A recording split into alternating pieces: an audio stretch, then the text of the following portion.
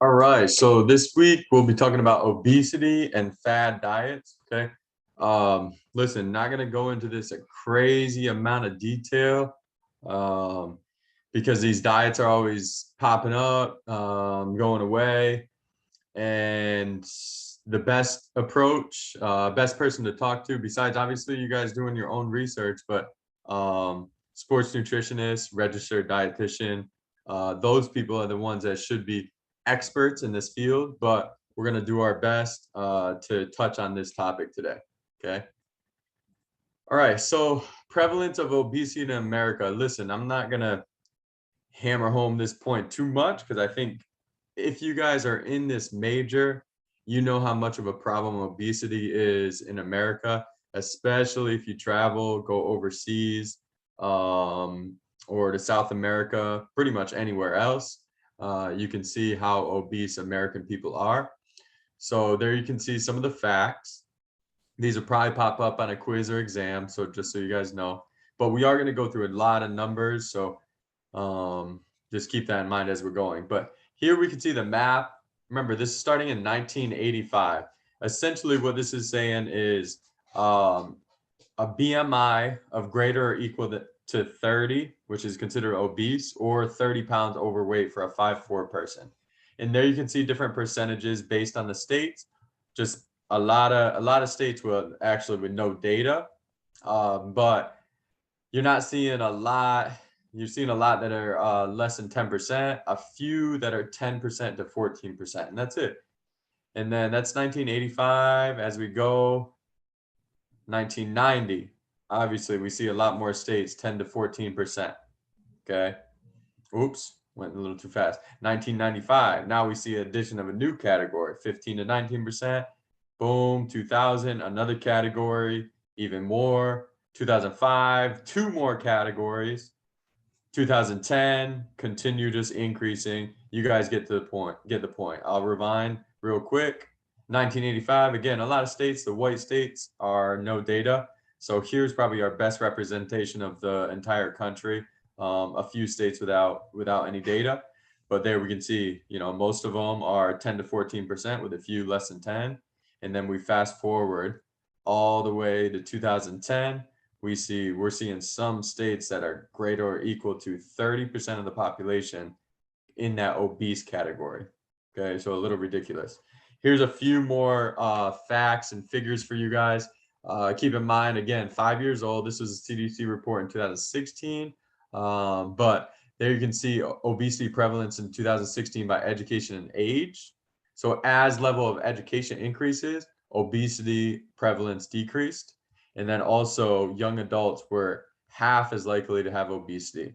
Okay. So what is that saying? Obesity is more prevalent in populations that have lower education, probably lower income as well. And older adults have an increased prevalence of obesity as well. Okay, there you can see a few more figures. You can read upon those. And here's some more figures. You guys can look through these. It's basically saying the same thing. As we increase in our year, 2011, 2012, 2013, we're increasing in our obesity level in the United States. Okay, 2015, 16. Okay, so obviously, United States population has health. Good thing for you guys. I gotta switch this slide because I don't feel like looking at those toes anymore. But a good thing for all you guys that are in this major is because obesity is such an issue. That means there's going to be a ton of jobs available with obesity research, exercise physiologists, graded exercise tests, um, different kind of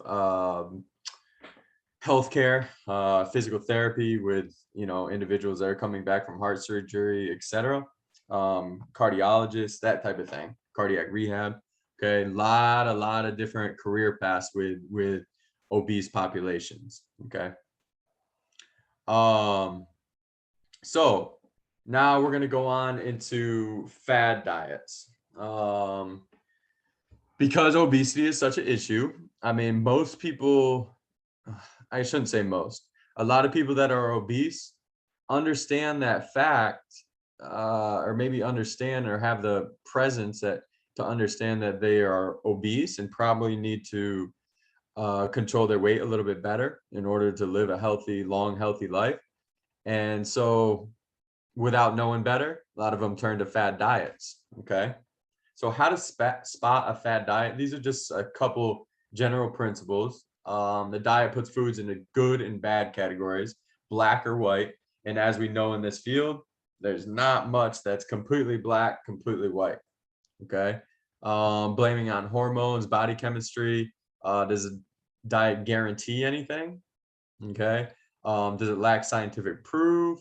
This is a big one. Does a diet suggest that you buy their brand or a certain brand of food, bar, drink, etc.? Um, is a diet based around supplements instead of real food? And does it have strict rules? Okay, so those are just some general red flags or orange flags, yellow flags that should pop up when you hear about a diet. Okay, here's a figure from 2019, just some fad diets that are popular right now. We're not going to cover all these. Honestly, I never even heard of the flat tummy shakes. But yeah, I guess that's a thing. Maybe it's already fallen through. I'm not sure. Okay. Timeline of fad diets. I'm going to let you guys read through this yourself, but just understand that fad dieting and fad diets have been around for over 100 years. Different, maybe they're not called a fad diet, but different types of fads related to losing weight, food consumption, etc. Okay, so read through this yourself.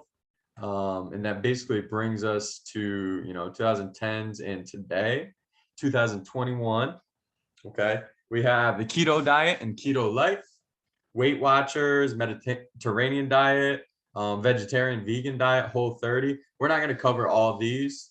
Again, if this is something that really interests you, if nutrition really interests you, fad dieting, we can potentially have one of you guys or multiple groups cover some of these diets, or maybe compare and contrast different diets for their presentation. Okay, we are going to cover a couple of these like keto, Weight Watchers, but not going to cover all these. Okay, there's some numbers again. You can read through these. All right. Yeah, don't need to hammer this home. Americans are getting fatter. Okay, obesity is increasing in prevalence. All right, so Atkins diet. Atkins diet. I mean, in my opinion, I think this is a lot more popular maybe 10 years ago, but I could be wrong. I think they have, again, when it comes to different types of dieting, fad diets, celebrity endorsement is a big deal. And I know I've seen, I think his name's Rob Lowe. I could be wrong there, but a famous actor that now does the Atkins diet, or at least supports it. And I have seen a few commercials recently where he's promoting some of the Atkins bars and whatnot. So it's still around, and it's still, I guess, pretty popular. Not maybe in the social circles that I'm in, but popular enough that they have commercials. Okay, so the Atkins diet, real quick, just a brief overview: high protein, high fat, and very low carb. Okay, with unrestricted calories. So the thing I do like about the Atkins diet, this is just my general opinion, but they maintain low insulin levels, which the more research I do and the more I listen to researchers and scientists that know what they're talking about, spiking insulin levels is terrible for you. Like I said, that's just from what I've heard and read recently. So the Atkins diet does aim to maintain these low insulin levels. And this leads to suppressed appetite, lower food consumption, and potentially weight loss. And there you can see down there, lower insulin levels promote ketosis, which is essentially the burning of fat for fuel. Okay, you guys have probably heard of ketosis. That's another popular diet we're not going to touch upon, but the ketogenic diet. Okay, actually, we might have a figure in here. I could be wrong, but I think it's a couple slides coming forward. Again, the Atkins diet, we can read through this. Promotes a lot of different meat, cheese, dairy, basically limiting carbs, including fruits and vegetables. Um, and the Atkins diet does recommend vitamin mineral supplements. Now, I'm not sure if they have their own brand. I'm sure at this point in time they do have their own brand of vitamins and mineral supplements that they recommend. But I'd have to look into that a bit more. A big thing I don't like about a lot of these diets and a lot of nutrition advice in general, that isn't coming from researchers and scientists that know what they're talking about, is it doesn't address regular exercise at all. So obviously my background is more on the sports performance, strength conditioning side. So I think exercise is a huge benefit for pretty much any population. So this diet doesn't really touch upon regular exercise at all. Okay. Yep. Here's the figure. So ketogenic diet versus Atkins. You can read through this yourself. They're basically both very low carb. One's high protein, moderate fat. The other one's high fat, moderate protein. Okay. Weight Watchers. Again, this is something that in my social circles, I don't really know too many people that are doing Weight Watchers. I have in the past. But the main thing, it doesn't tell people what they can eat or can't eat. But the big thing I like about it is it does educate people about both food and encouraging exercise, which is good. It has a huge social component. So social groups to keep people accountable and motivated. And one way they do this is you get points for the food you eat and the calories you eat. And then, you get a certain amount of points. I'm not sure if it's per day or per week. I'm sure it's per day, but you get a certain amount of points allotted to you based on your current weight and your goal. And then again, foods are assigned the points. And as long as you stay within your point range, you should lose weight. And again, because the points are allotted based on, or the points are based on calories. Okay. So you burn more calories than you're intaking, you're going to lose weight. Pretty simple. Okay. Paleo diet. I'd say was more popular maybe 5 years ago, but again, it's still around. Diets based on foods that were thought to have been eaten by early humans. Okay, so mostly meats, vegetables, and fruit. They exclude dairy and grain products and processed food that came around more when people started becoming more agricultural societies. So basically the hunters and foraging type time frame. This is what paleo diet promotes. And there you can see a little figure. Okay. More research needs to be done. I haven't looked up recent research. This is from 2013, where basically the paleo diet did result in some significant reductions: body weight, fat mass, percent body fat, lowered blood pressure, improved insulin sensitivity. So some pretty promising results. But that research article basically compared a modified paleo diet, so basically not as strict paleo diet versus a very strict paleo diet, and it found that the modified diet can have similar physiological benefits. So again, one thing, well, I guess not again, but one thing when we talk about dieting is going to be, can people stick to it? Is it something realistic? For instance, myself, I've thought about trying the ketogenic diet out on myself just to see what happens. But it's a little bit too strict for me. So I know it's not going to be something that I can do over a long period of time. So I haven't even tried it. But so when you see stuff like that, like the modified paleo diet is just as beneficial, it might have some merit there. So which one is best? Well, what type of things do we need to consider? Like I just mentioned, can people stick to the diet? Or I don't even like to really call it diets. I call it more lifestyle. Is it something they can maintain over time?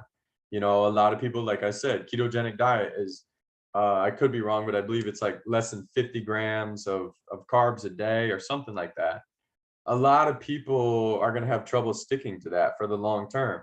Probably do it for a month, a few weeks, a month, a few months, but long term, it might be an issue. So maybe there's recent research out there as far as what happens if you get out of the ketogenic diet every once in a while and then get back into it. I'm not really sure, but that's a big thing we need to consider. Accessibility to the food. Again, if a certain diet is promoting their supplements only, that might be an issue over the long term as far as pricing, ordering it, all that kind of stuff.